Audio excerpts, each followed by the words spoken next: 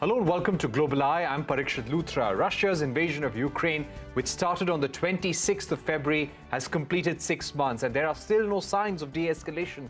According to the United Nations, the war has displaced more than 8 million people, with more than 6.5 million people crossing over into neighboring countries. More than 5,500 civilians have been killed and close to 8,000 have been injured, though the true total is expected to be much higher. Ukrainian military claims the invasion has seen some 9,000 Ukrainian troops killed since the conflict began. According to a study from Kyiv School of Economics, the war has caused over $108 billion in damage to Ukraine's infrastructure and around $600 billion in overall damage to the economy. Ukraine has claimed that Russian missile strikes have targeted and destroyed tons of Ukrainian infrastructure, including railways, apartment buildings, schools, hospitals, and shopping malls. Both the US and Ukraine's European allies have offered billions of dollars in aid and weaponry support to the country since the war began. US has provided about $10.6 billion so far in military aid. Not just that, the NATO allies have also attempted to isolate Russia with a united, coordinated package of sanctions, including banning Russian oil and gas imports. But despite the economic impact, Russia remains determined in its adventure and continues to step up its offensive. Russian President Putin has ordered the Russian military to increase its troop deployment in Ukraine. So what's the road ahead really? Joining us now to discuss this further is strategic affairs expert Brahma, professor at the Center for Policy Research, and Ukrainian MP Oleksiy Goncharenko. Brahma, let me begin by asking you, when the war began, Russia called it a special operation limited to Lugansk and the Donetsk region. They also vowed to take over Kyiv within a matter of days. They have not been able to take control of Ukraine the way they wanted to, or fulfill the claims made initially. Where do we stand in the war as of now, and how do you think this is going to progress in the months to come? When we think of a war, we think of a victor and a loser. But in this war, there will be no victor, there will be only losers. And the losers will include the Western camp. The West set out to achieve two goals: a resounding defeat of Russia on the battlefield and undermining the Russian economy through unprecedented sanctions. Both those goals today look really distant. So for all sides, for Ukraine in particular, which is suffering devastating destruction, but even for Russia, the costs have been immense. For all sides, this war is going to be a lose-lose proposition. And I think the longer this war continues, the greater the devastation in Ukraine, and also the greater will be the costs for the West. We talk only about the costs of Ukraine, the costs of Russia, but the West, Europe in particular, is also paying significant costs.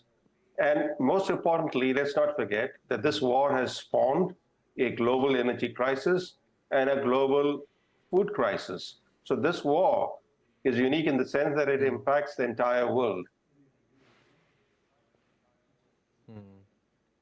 Right. Important points there. Oleksiy Goncharenko, let me ask you, do you feel that we are at a decisive moment as far as this war is concerned? Does Ukraine expect support from the West, which can actually help turn this war once and for all and repel the Russian attack? Do you think that can happen? Hello. First of all, I want to react to what I've heard with Mr. Chellaney. Not the war is causing the energy crisis, food crisis, but who started this war? Russia started this war, so Russia is the author of all these crises. Speaking about loss, there's certainly every war is loss. There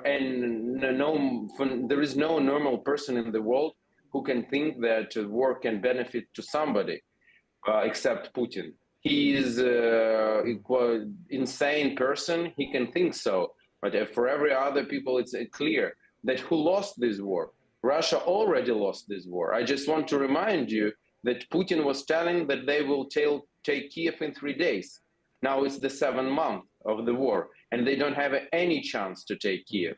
And all of their emphasis is now in the southern and eastern part of Ukraine. And during last month and a half, they don't have any territorial gains. So the Russia is definitely losing this war. But how much time will it take for them to finally understand it, to retreat from the territory of Ukraine? That is the question. Answering your question about Western support, yes, we are very thankful for all support we are receiving. And this support is becoming bigger and bigger. And speaking from military point of view, Ukrainian army today is stronger than it was on February 24. And Russian army today is much weaker because our weaponry we are receiving from the West, we're receiving more and more the most modern and sophisticated weaponry. And Russia is losing all the best weapons they have. And they don't have any allies who will help them. The only countries which supported Russia in the United Nations were Northern Korea, Sudan, Venezuela, and Eritrea. That's all. That's all of their, and Syria. That's all of their allies on the planet. Right. Let me get in Brahma Chellaney once again. Brahma Chellaney, do you think Russia will walk away from this war? What kind of a face saver would they be looking at? Because the Western support is not going to stop. That is only going to increase further. Do you think at some point Putin is going to pull back? And what could possibly lead to that? Well, let's be clear. First, Russia today controls at least 1/5 of Ukraine. 1/5 of Ukraine is under Russian occupation. It's unlikely that Russia will retreat from Ukraine. The war gains it has made, it will seek largely to retain. And the unprecedented Western sanctions thus far have failed to make a dent on the Russian military strategy. Russia has not only withstood the brunt of the Western sanctions, but also is determined to stay put in Ukraine and to consolidate its territorial gains. The time has come for all sides to negotiate a ceasefire by launching serious peace talks, or else there'll be more devastation, more killings, and the global energy and food crises will escalate with devastating consequences for the poorer countries. We have seen Sri Lanka. Sri Lanka is just one example of how the poorer countries are bearing the brunt of the global energy and food crisis that this war has triggered. And then there are these larger issues. For example, as the former British Prime Minister Tony Blair has pointed out, the world today is at a turning point in history. And the Ukraine war shows that the West's dominance is coming to an end. Unfortunately, this wholly punitive approach that the West has adopted toward Russia is only strengthening Putin's grip on power at home and driving Russia and China closer together. A Russia-China strategic axis is something that works against Western interests, especially American interests. So for American policy to drive Russia and China closer together is actually undermining America's own long-term interests. Right. Oleksiy, Goncharenko, let me get you in at this point. How badly has the Ukrainian economy been hit over the last 6 months? And from a Ukrainian point of view, the Russian goals have not been achieved. But what kind of a compromise or what kind of a solution would be all right to the Ukrainian political setup, the Ukrainian people, the Ukrainian government? Are they still sticking to the fact that Russia must retreat completely before any negotiations would be successful? Speaking about economy, certainly Ukrainian economy is suffering badly. It's hard to predict, but we will lose until the end of the year probably near 1/3 of our economy. That is estimations, and definitely that is very difficult. Speaking about what is acceptable and not acceptable for us, when I hear about negotiations, Ukraine is ready for negotiations today, but about what? Negotiations about concession of our territories? No, we will never go to these negotiations. We're not interested in these negotiations. We can't leave our people. We can't leave millions of Ukrainians under occupation because Russia is committing genocide against them, killing, raping, destroying everything on the occupied territories. We can't do this. If to speak about when Russia will retreat, at least to the positions on February 24, we're ready to speak about it today. No problems about to speak about it. But speaking about, I'm on Indian channel, and I want to address to Indian viewers and ask them, do they think that international order should work? Do they think that international law should work? All bigger country, big and aggressive country can attack its neighbor and take whatever it wants. Because if Putin would be successful in any way, if Ukraine would agree for any territorial concessions, it will mean that this is the way to change borders, to solve the conflicts. It's just to attack and to destroy and to kill. That will be a very bad example for the whole planet, and the results will fill people throughout the whole planet. So I'm sure that in interest of any person on the planet is that international law should be restored. And international law is Ukrainian territory in its boundaries, which we have, in which we are accepted by Russia. It's not a boundaries which Russia was not accepting. We have a number of documents and treaties with Russia where they acknowledged our territory, that it is Ukraine. And now they just want to, because they feel that they want to do it. But fortunately for the whole world, they can't. Right, right. Important points there. Let me go back to Brahma, Chellaney. Brahma, Chellaney, just yesterday we saw India for the first time voting against Russia at a UNSC vote. This was procedural. This was in the context of Volodymyr Zelensky addressing the UNSC. Russia had, of course, voted against the proposal. How do you see India's stance there? Do you think we should not be reading too much about the stand that India took in this case? Well, much of the world has taken a neutral stance. If you look at all the major non-Western democracies, and India is only one of them, all of them have chosen the path of neutrality. But there are larger issues that are weighing on the minds of policymakers in the developing world in particular, but in the non-Western world as a whole. The US military aid to Ukraine averages more than $160 million a day. It dwarfs annual US aid to any other country, including Afghanistan at the height of the US war there.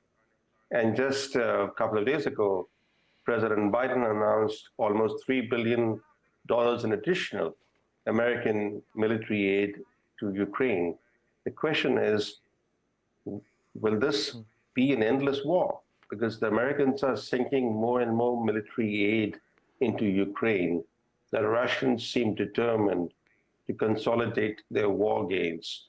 And the consequences of this war are being felt across the world.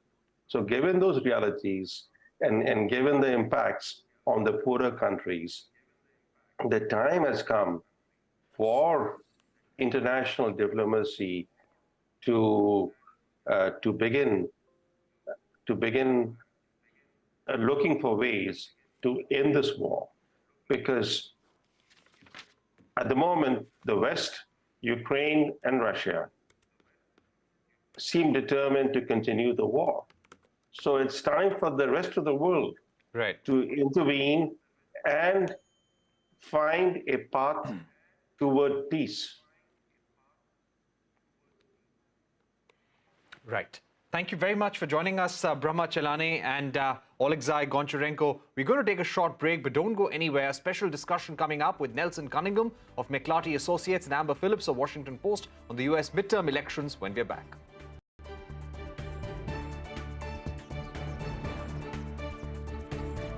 Thank you. You're watching Global Eye. The U.S. midterm elections are more than 70 days away, and President Joe Biden's approval ratings have been on a slippery slope. So in a bid to regain the voters' trust, the White House has announced a slew of populist measures to regain the voters' confidence. The significant decision was on abortion rights. President Biden signed an executive order to help women travel out of the state to access abortion facilities. Biden also introduced the Inflation Reduction Act, which aims to curb inflation by reducing the deficit, lowering prescription drug prices, and investing into clean energy. President Biden also signed an executive order to kickstart the implementation process of a $280 billion CHIPS Act to boost domestic manufacturing of semiconductors. And in a bid to woo young voters, the president has said he will waive off $10,000 worth of student loans. So will these measures give President Biden an edge in the upcoming midterm election? What are the key issues that the voters want addressed? Taking this forward, I'm joined by Nelson Cunningham, Vice Chair, McClarty Associates, and Amber Phillips, political reporter at the Washington Post. Nelson Cunningham, if I can begin with you, how important is the midterm election? A few months back, Biden was losing popularity. Do you feel the abortion rights issue will perhaps be the most critical in this election? Thank you, and it's wonderful to be here, wonderful to be on with Amber Phillips, who I read whenever her byline appears in the Washington Post. Wonderful to see you. Thank you for including both of us. 4 months ago, the election was trending strongly away from Democrats and toward the Republicans. The midterm election is critical because Biden's hold on the Congress is extraordinarily narrow. The Senate is literally 50-50. The House, which is much larger, has only a few votes. He cannot accomplish anything unless he holds on to both houses. The next years of his presidency will be effectively a dead unless he is able to blunt Republican gains and to maintain control, if he can, of both houses. 4 months ago, I would have said it was highly unlikely he'd be able to do that. The abortion rights decision, which you mentioned earlier this summer, began to change the narrative. That there was a terrible shooting in Uvalde, Texas, which killed many young children. That led to a bipartisan gun deal, which is that Congress has been able to act on this, followed by the CHIPS Act, which you mentioned, which again garnered bipartisan support to support our semiconductor chip industry. There was the passage of the Inflation Reduction Act, and on and on and on. The last several months have seen a change in my view, in the fundamental position of this election. And we've seen that play out in some of the by-elections and some of the that we've seen in past weeks. Right. Amber Phillips, just to get you in, as far as the polls right now, what do the polls indicate as far as the midterm race for the House of Representatives, for the Senate, and for other local elections in the U.S.? What are the odds? Yeah, it's a tough question to answer because there's so many elections, right, that are happening in November. But I think Nelson is right that the past couple months, and we're really seeing it play out in the past couple weeks, especially this week, there is a fundamental change in how American voters feel about who they want to represent them. So one poll that we look at a lot here in America to tell us who voters might want to represent them in Congress is called the generic ballot.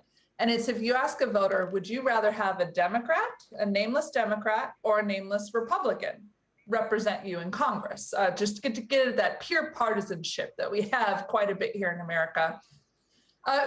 Republicans have been leading by a lot in this, and that historically suggests that they'd be able to pick up maybe dozens of seats in the House and take back that slim majority in the Senate that Nelson was talking about. That being said, Democrats are catching up and even by some measures leading just a tiny bit in this poll about the generic ballot. And that suggests that at least for right now, the midterms are still a couple months out, there is an energy among Democrats, and it's mostly tied to abortion, although I do see evidence that concerns about democracy. And President Biden talked about this week. He called Republicans semi-fascists. I do see that bubbling up as well as a concern among Democratic voters. And it suggests, I think it's a long shot that Democrats could keep the House, but it does suggest that they could maybe keep the Senate and a lot of these very important state and local and gubernatorial elections. Right. Nelson Cunningham, coming back to you, and this is a point that Amber had also said that Biden recently, in one of the political rallies, had said that you need to save democracy once again. You need to go out and vote. He was urging all Democrats to come out and vote in big numbers. Why do you think this is so crucial for Biden and a poor show in the midterms? How could this affect Democrats in the days to come after the 8th of November? Well, that's an excellent question. One of the issues we have in America, as a Democrat, I'll say, we often say we're not members of an organized party, we're Democrats.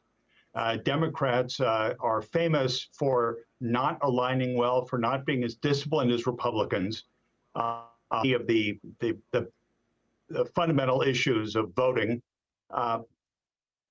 And so Democrats tend to vote less regularly than Republicans. So even though Republicans may be a smaller percentage of the electorate, they turn out more, and therefore that gives them more power. Biden is trying to change that around. He is trying to get Democrats enthused, turn out at the polls. Republicans in state after state are trying to tighten voting laws to make it harder for people to vote, because they know that their voters, Republicans who tend to be more disciplined, will turn out even in the face of bureaucratic obstacles. Democrats may be discouraged and may not vote. This is a state-by-state battle that's been fought for years, but will come to a head this fall. It is Biden's challenge, along with the other Democrats who are running between now and November 8th, to get Democrats unified, enthused, supporting the candidates who they are putting up for governor, senator, for House, and get them up and voting. And I would say that has we have seen a sea change in how voters might be reacting. I think the statistics that Amber Phillips quoted are right on and are very important here. Biden fails, it may be the end of his effective presidency. We saw both Barack Obama and Bill Clinton lost one or both houses after their first 2 years. And although in broad strokes they had successful presidencies, it limited their ability to pass legislation. And that, of course, is critical to really being able to accomplish what the nation needs. What's the imprint of Donald Trump on the Republican campaign in this midterm election, Nelson Cunningham? Well, my Republican friends, when I ask them, all say that if Donald Trump does run, if Donald Trump does in the primary process, he is highly likely to defeat all the other Republican candidates. He did it last time in 2017, and they frankly see a repeat of that in the Republican primary process. Then we get to the general election. He still holds powerfully onto his support across the country. I will say, and this is very topical, I used to be a federal prosecutor in New York. I used to work for Rudy Giuliani, oddly enough, before his latest chapter. So I have been following very closely Trump's legal problems, including the search of his home in Mar-a-Lago, which found highly classified information that he had improperly taken from the White House, and that both he and his lawyers had neglected to turn over despite repeated requests from the federal government. It's astonishing and appalling to me as a prosecutor that he would be in that position. But my point is, it is beginning to shape voter sentiment about Trump, and will be to his detriment, at least in a general campaign, if fail in a primary. All right, my final question to Amber Phillips. Amber, do you expect some more economic measures to be announced by the Biden administration to keep the support of the Democrats up in the run-up to the midterm election? I'm not sure what else they could do. That's a good question. I think what comes next is for Democrats led by President Biden to campaign on all the legislation and some of the executive orders that you talked about at the beginning of this segment. And the main economic one is one that Democrats call the Inflation Reduction Act. And they're really hoping it lives up to the name. Economists I've talked to say, we don't know yet. But what it does is it lowers prescription drug costs for millions of Americans, and they hope that ripples out to the rest of America as well. And then it also invests the US's largest investment ever in trying to mitigate climate change. And as President Biden talks about, in trying to boost clean jobs here in America. So that's something that they're going to campaign on. That being said, it takes a while for this to go into effect and for voters perhaps to feel the effect on their wallets. Gas is going down, but as we all know, presidents or world leaders individually don't have much say in gas and oil prices. And so I think that President Biden and Democrats mostly are just trying to cross their fingers and hope that they can convince voters that they're trying to make the economy better, because that is still very much top of mind for many, many voters here in America. But a lot of this is out of their hands and has been for a while, especially inflation. All right, so it'll be an interesting race, and it'll be good to have Amber Phillips and Nelson Cunningham back on CNBC-TV18 in the weeks to come. Thank you once again for joining us here on Global Eye, giving us your view on the midterm race in the United States. With that, it's a wrap on this edition of Global Eye. Thank you for watching. Goodbye.